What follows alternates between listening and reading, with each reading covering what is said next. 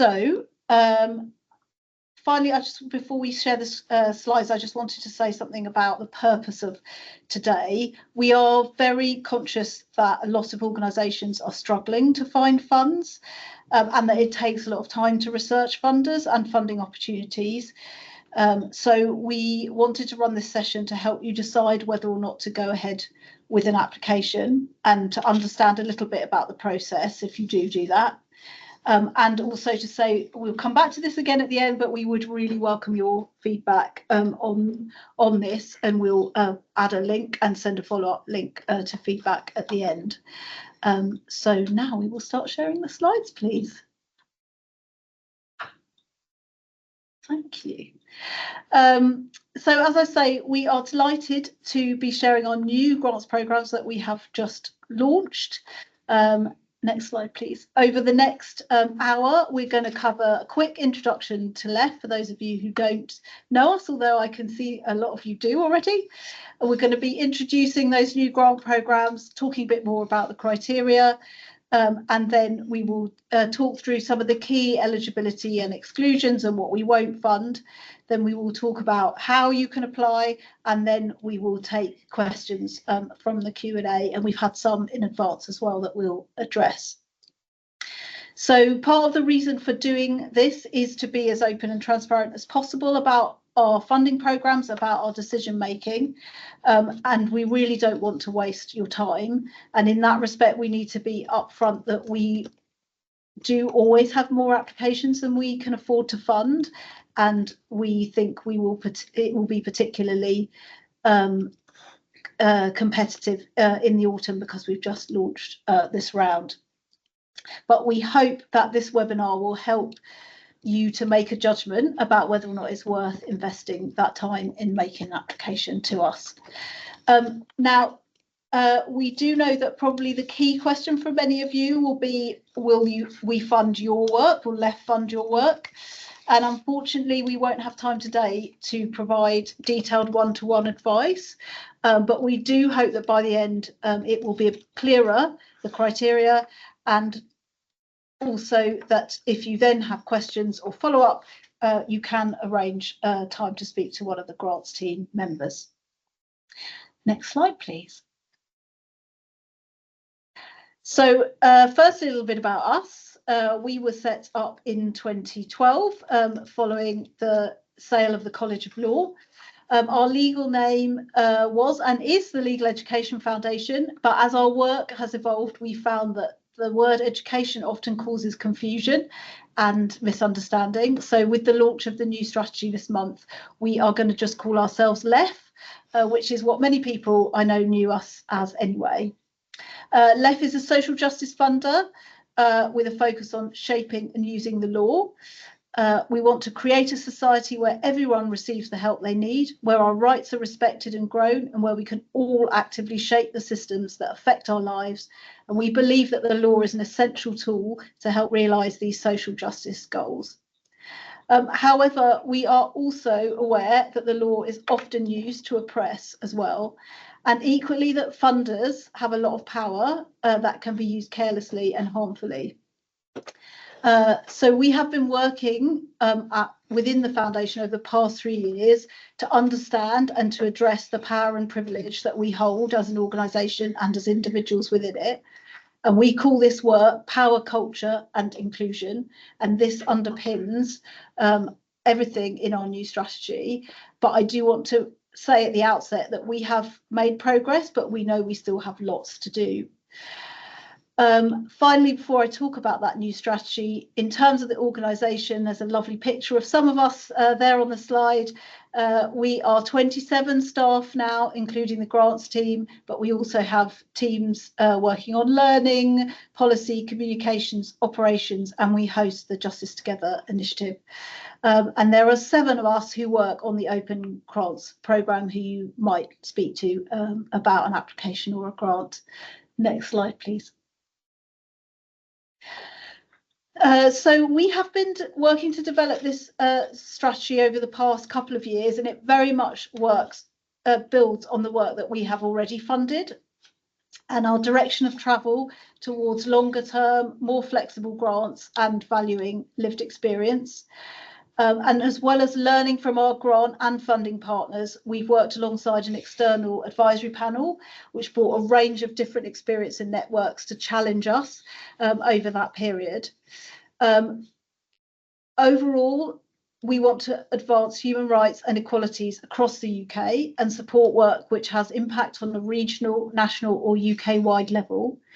We believe that human rights and equalities face significant risk, and so we welcome applications that seek to address these by working collaboratively in complex landscapes. And we want to build on work that we've already funded, for example, on overarching human rights frameworks, disability justice, employment rights, housing rights, racial justice and violence against women and girls. However, we would equally welcome applications that centre other underfunded issues where we ourselves have not funded as much, such as LGBTQ+ rights and women's rights beyond VORG, especially recognising how quickly the external context is changing. Our funding aims to build the long-term resilience and impact of organisations who are using or would like to use the law to drive a wider movement for justice.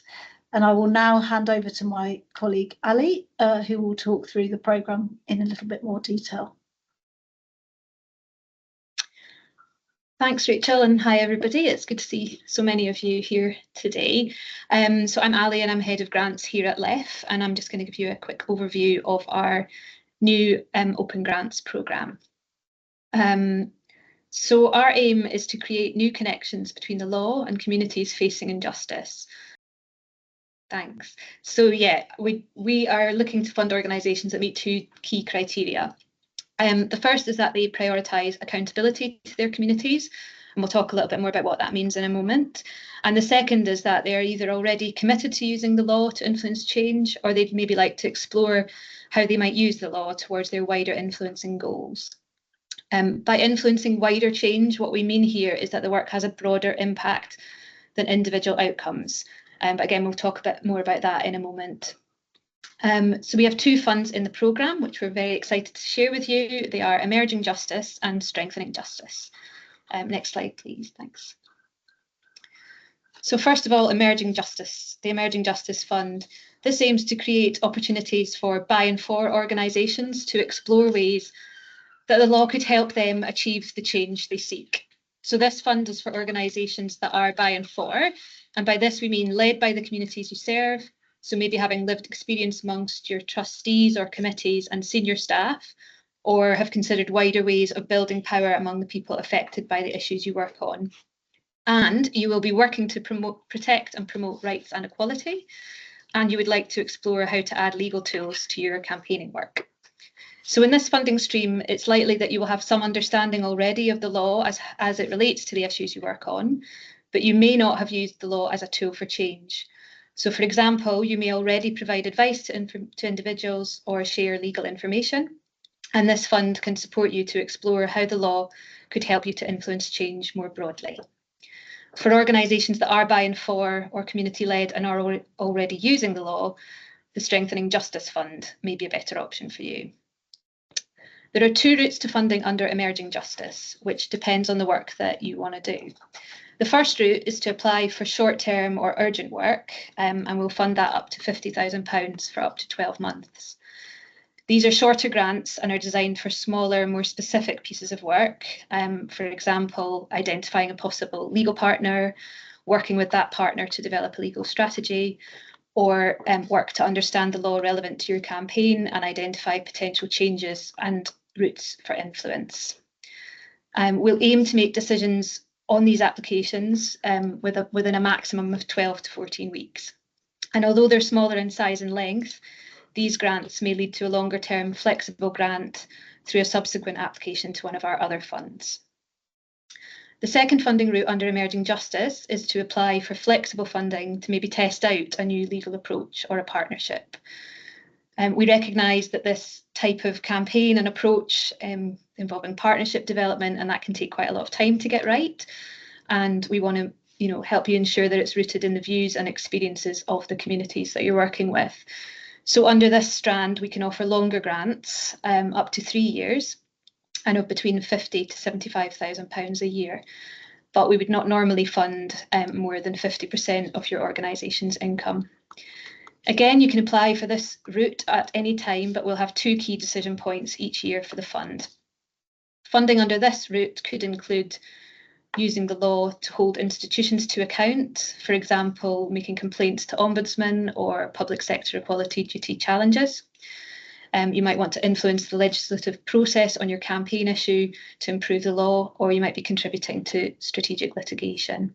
But we're really, really open to hear from you about your ideas of how you might want to use the law for change. There's a full range of all the different things we can fund under emerging justice in the guidance, but it does cover a wide range of costs, and that does include overheads. And I just want to add that under both strands of emerging justice, we can also offer support in accessing a legal advisor if you don't already have one in mind. So moving on to strengthening justice, please. Thanks. So this fund aims to connect organisations already using and shaping the law more closely with communities facing injustice, and to create the space for those organisations to respond to emerging opportunities and challenges. Our funding decisions will be guided by those two factors that we mentioned before. The first, how accountable is your organisation to the communities you serve? So, for example, under this criteria, we'll be thinking about things like, do you work closely with the communities you serve and seek to increase your accountability to them? So that might mean, at a minimum, organisations that are regularly consulting with communities about their priorities and sharing their power to help communities. It could also mean being a by and for organisation, or operating as a membership organisation where their strategy is developed and delivered with those members. We'll also think about, do you ensure that those with the least power in your communities are heard, and do you adapt your work to reflect their needs and views? So, for example, sharing legal knowledge with partner organisations, co-creation of strategies or programmes with those communities. And we will be considering, are you working effectively in solidarity with those communities? We know that this work is a long-term process for many, and that you may be at different stages of that journey, as are we. And we very much recognise that and acknowledge that we are not perfect and that we're learning ourselves. We do see learning as an important part of accountability. And so what this fund can do is support you as you work towards those goals. So we want to work with organisations who acknowledge where they are and take a reflective approach to building and sharing their power. It's worth noting that for organisations who are on that journey towards accountability, we're more likely to fund you if we've already previously supported you. The second key factor is how your organisation uses the law to drive wider change. So, for example, are you actively using the law to build power in communities?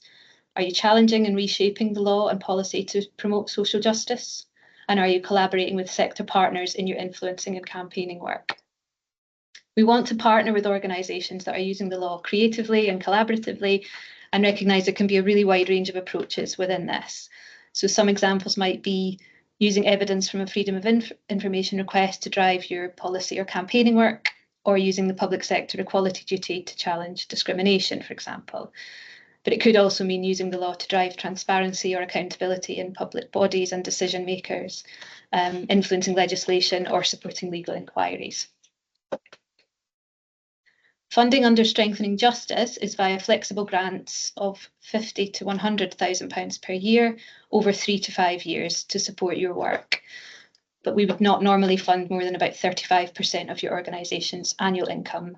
And again, a full list of things we will fund is on our website, but these grants can really be used to fund any cost, including overheads again. Next slide, please. This next slide is just a bit of the numbers behind our funding. I'm not going to talk through it, but just to flag that our board has committed an additional 15 million.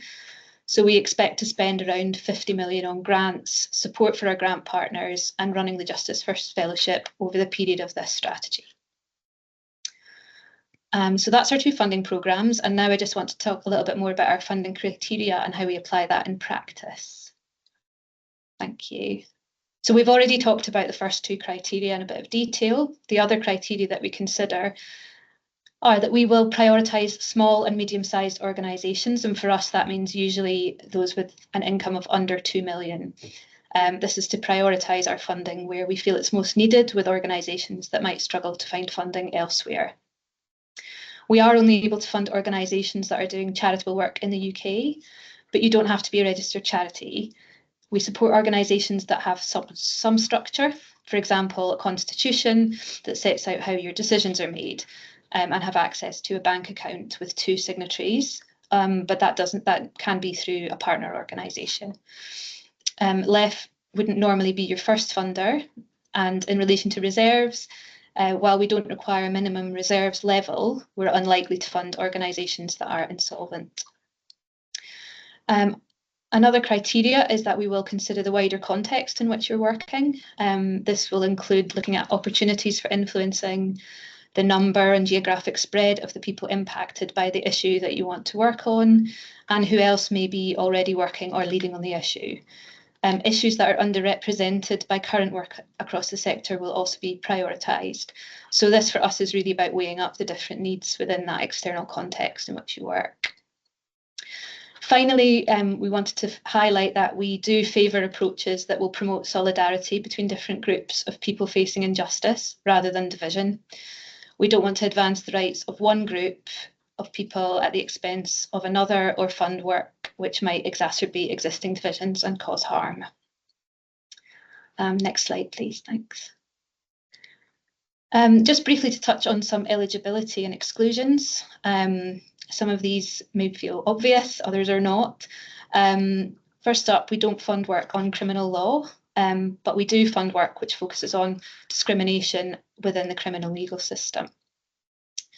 In relation to immigration, while we will fund work to strengthen migrants' rights, for example, on issues like employment or on housing, we won't fund work through LEF on improving access to justice for people in the immigration system, primarily because our support for this work is channelled through the Justice Together initiative, which we co-fund and we host.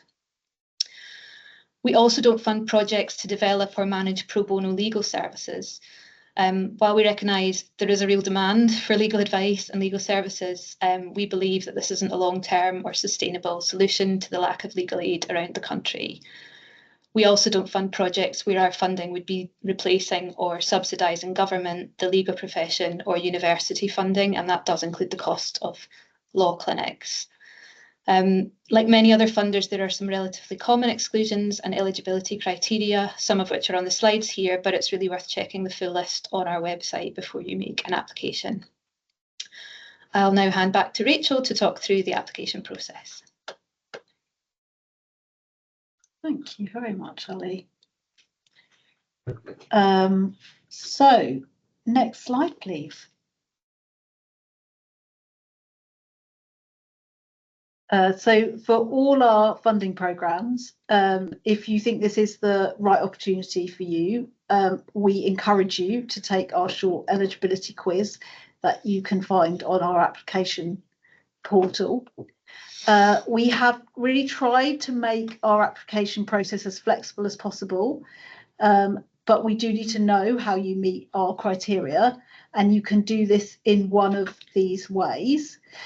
We have an application form where you can answer 4 questions which address the criteria that Ali has just outlined. You can send us information that you already have. That could be an application that you've already prepared to another funder. It could be by sharing links to information on your website.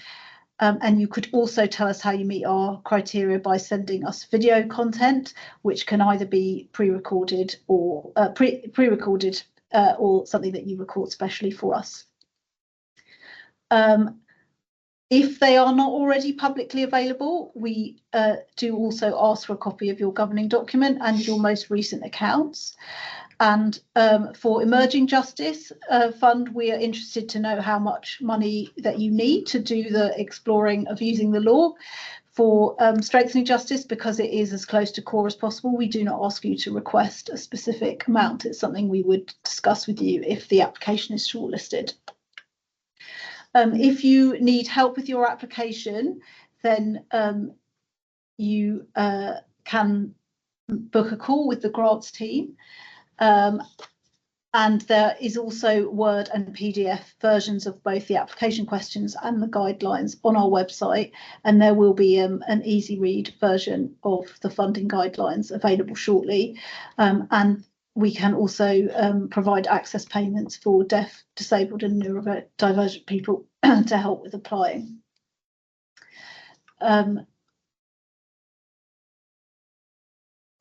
One thing I didn't say that was on the other side of the slide is that you can apply at any time. And for the short-term grants under Emerging Justice, that is a rolling programme. For the Strengthening Justice Fund, there are 2 decision points, and so we will have 2 deadlines for those that I'll come back to at the end. So in terms of the process, I think I need the next slide. Yes, what happens next? There we go. So for the Emerging Justice short-term grants, the grants team will review and then meet to make a collective decision on your application. For all applications above 50,000, there is a 2-stage decision process. And firstly, the grants team will discuss and agree which applications are the strongest against our criteria within the budget we have available. And we will let you know within 5 weeks of the deadline if we've been able to shortlist your application. The second stage process will involve an in-person or online meeting.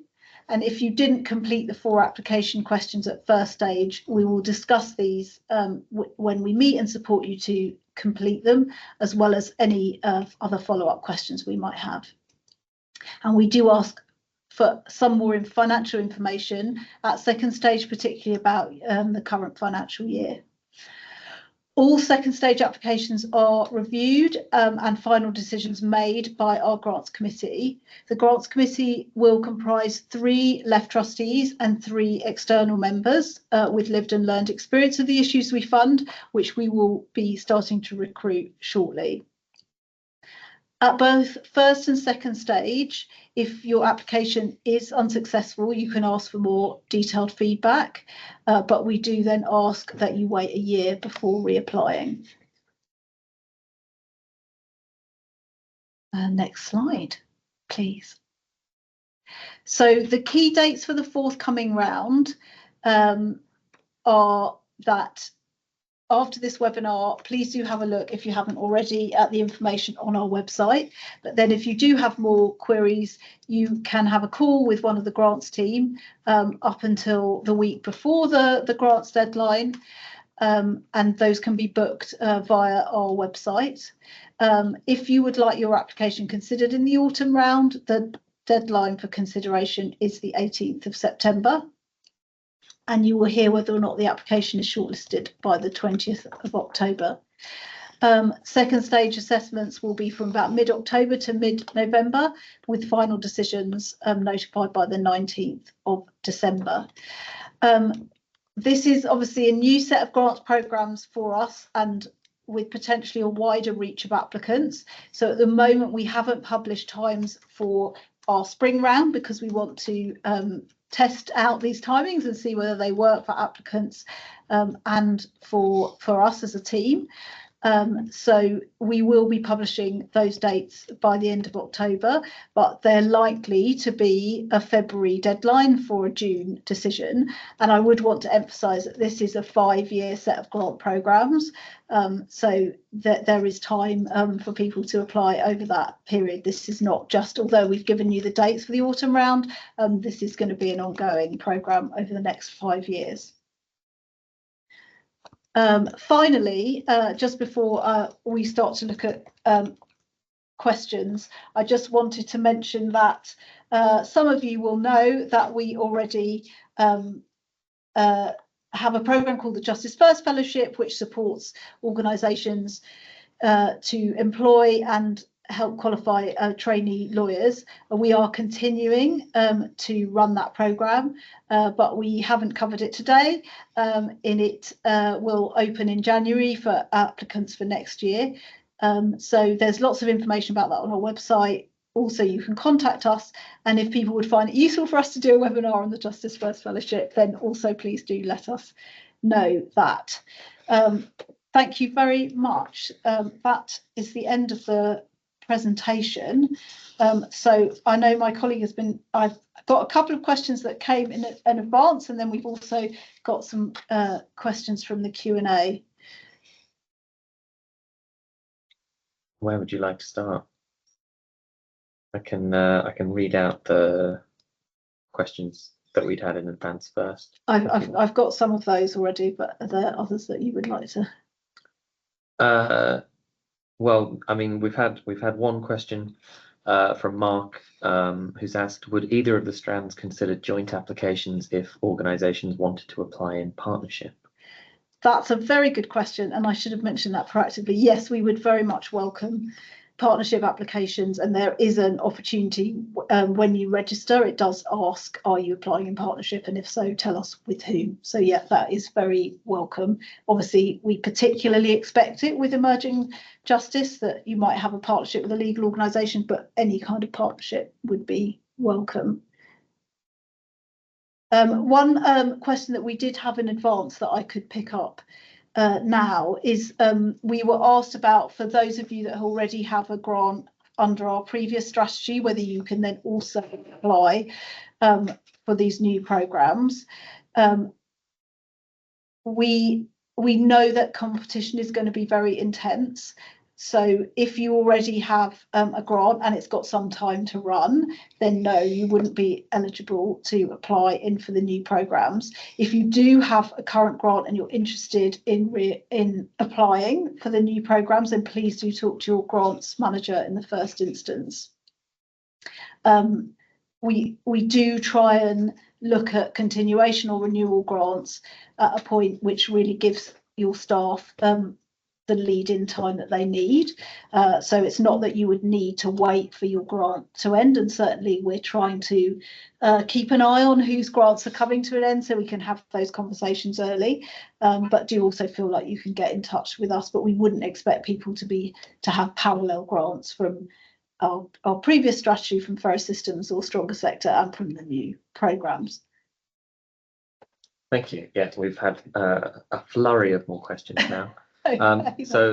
Richard asks, will there be 3 or 4 rounds per year over the next 5 years on the Strengthening Justice Fund?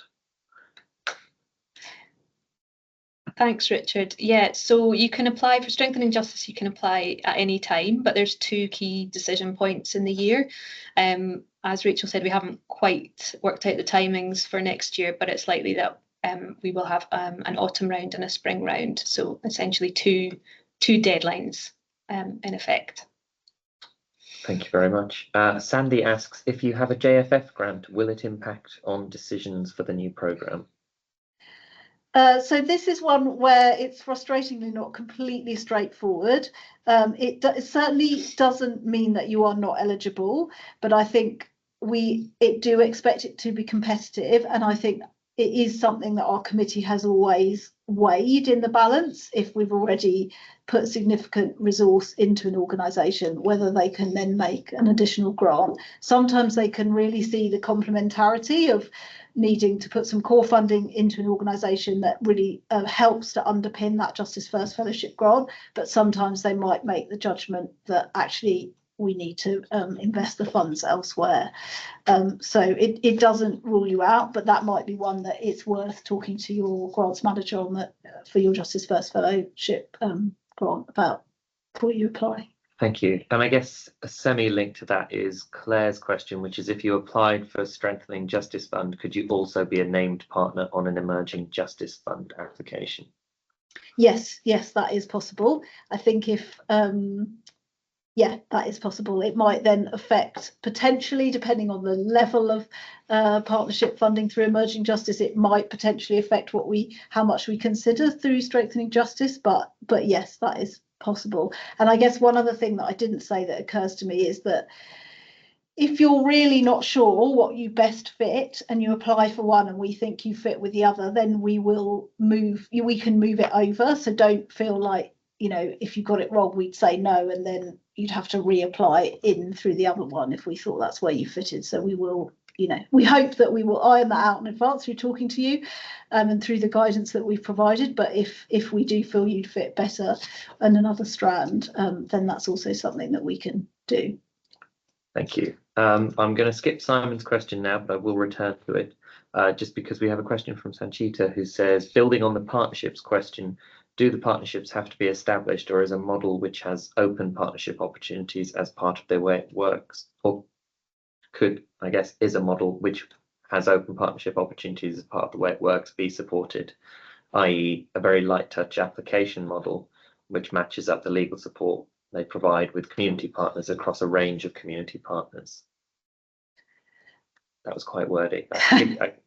No, I'm just thinking that might be one that we may need to dig into that a bit more afterwards. But certainly we do know that for some organisations, they don't know exactly who the partner is at the point they're coming up with a proposal. I think it really would depend on how central that partnership is to meeting the criteria that we've set out. I think if it hung on the nature of that partnership to meet our criteria, then I think that would be more challenging, unless it was an emerging justice short grant where the purpose was to actually find a partner.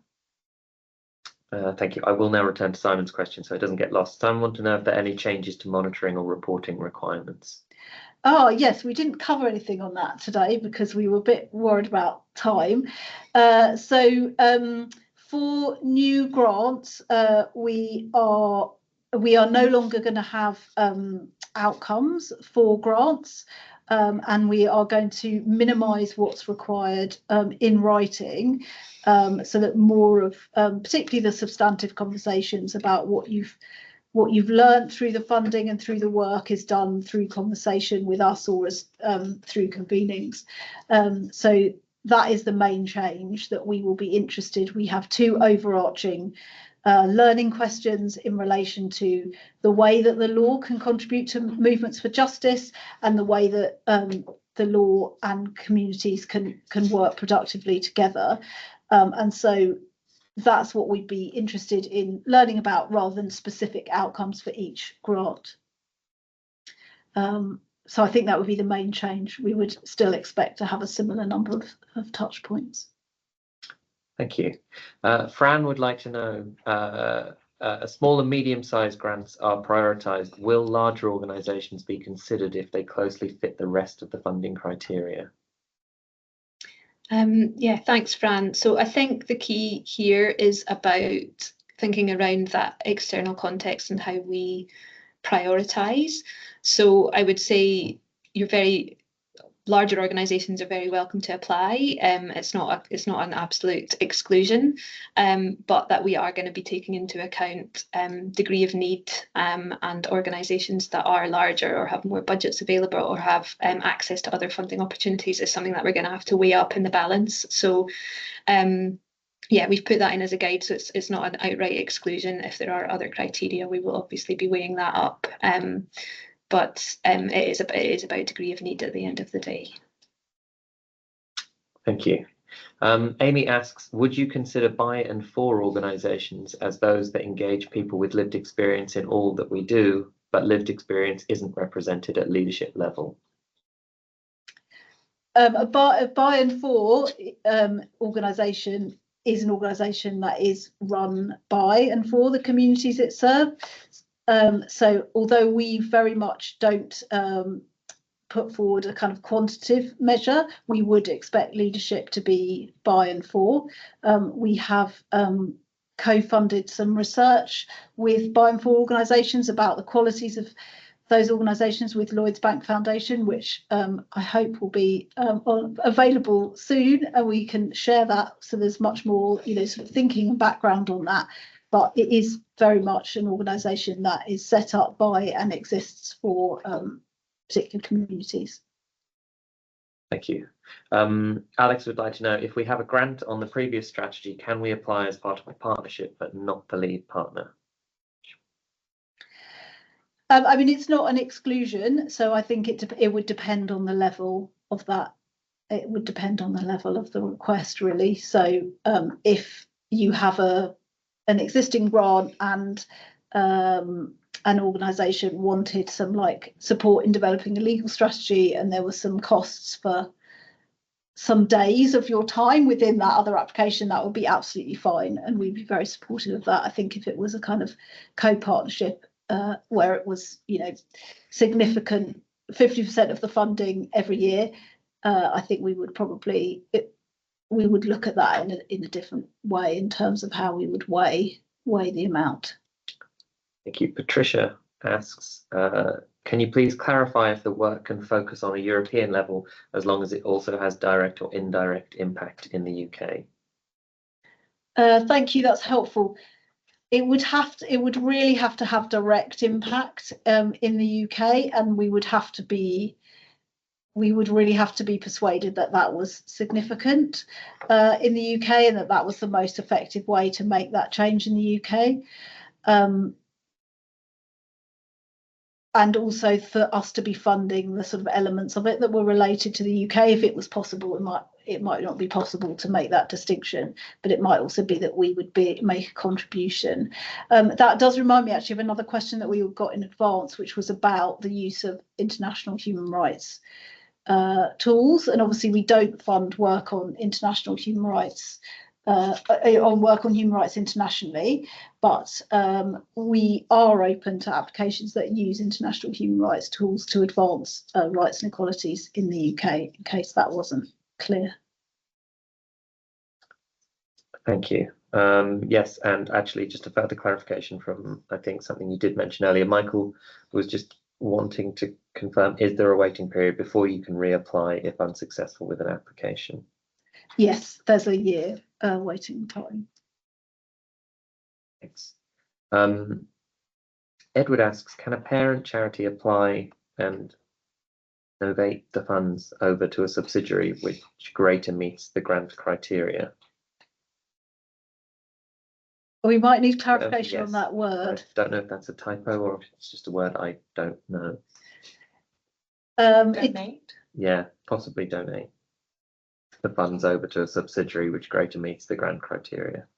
I mean, I think if in effect what you're saying is kind of fiscal hosting, so the legal host of that grant in terms of like where the money would go, but the application is for work done by the subsidiary, then yes, that would be absolutely fine. We recognise that for some organisations, getting a bank account is challenging, and you need a fiscal host, but we do want that group to exist in some way, to have some kind of structure, just partly because we're not set up to properly support very, very small new groups. Thank you. And my apologies to Edward. Novate means to replace with a new contract. So I think I've learned something from the webinar too. Yeah. I think that is all of the questions we currently have. Do sort of flag if I've missed any. I don't know if there are one or two left from your pre-received questions. There was one that we had about the funding of law clinics, which I know I've touched upon. And while we wouldn't fund a project that was solely the work of a law clinic, because our Strengthening Justice programme is core funding, we recognise that organisations may well be doing advice work or running a law clinic as part of a wider programme, and that's where looking at those other criteria alongside that work, so thinking about the wider change elements of the criteria alongside that, but we wouldn't fund a law clinic as an end to itself. And I guess the related question I think I've had questions about recently is about whether or not we will fund advice. LEF does not really have a history of funding advice as such. We tended to fund more training and development. But just to be clear, that we are happy to fund advice as part of like wider work. We're just very keen that that individual advocacy and support feeds into and sits alongside work towards wider change, given the huge need that there is for both individual and structural change. Is there anything else, Alex, that was coming up?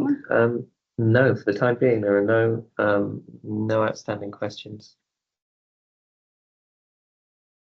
Last call for questions. If anyone would like to type any questions in the Q&A.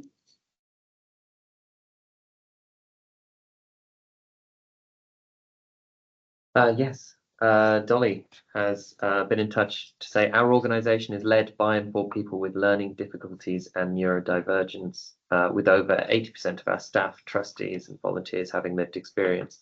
How does LEF prioritise or support applications from organisations that are by and for the communities they serve, particularly in relation to people with learning disabilities, but not necessarily in leadership positions?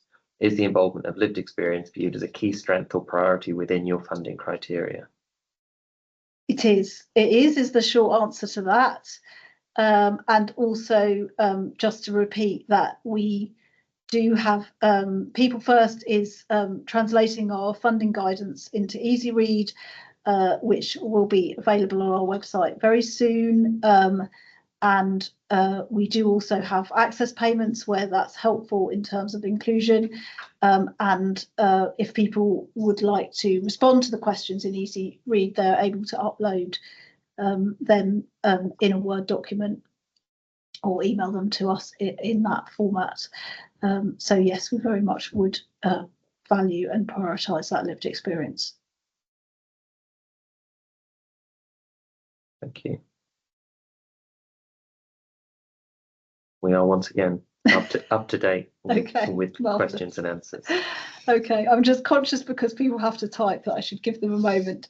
But if there are not any additional questions, then we can wrap up a little bit early and give people the gift of time in their afternoon. But we would really want to thank all of you for coming today, and we hope we have been able to provide some useful guidance for you. We will be sending a survey form afterwards, so we'd really like your feedback on what was useful or what was less useful, so that we can improve and also clarify things on the website. There was a link in the Teams invitation to a place on our website where the slides will be. This recording will also be on the website, and then also the script that we have used today, more or less, so that if that's helpful to read. And Alex has got. Well, sorry, I think we have sort of covered it a little bit, but Tashi in the chat has just dropped a question of, you mentioned that you're keen to fund organisations who you've previously funded again, but you're unlikely to fund an organisation across parallel funds. If the old fund is due to end soon, would you be happy to parallel fund? So usually what we would do would be to make the decision earlier, but then the funding would run on. So we might, for example, we have quite a lot of organisations whose funding is ending in March 2026, and we would take them for a decision in December 2025, but the funding would then start in April 2026. So that would normally be how we do it. Obviously, the separate question about Justice First Fellowship, that wouldn't apply in the same way, that could run in parallel, but it's usually just we would make the decision early, but the funding would kick in following. Great, thank you. Thank you so much.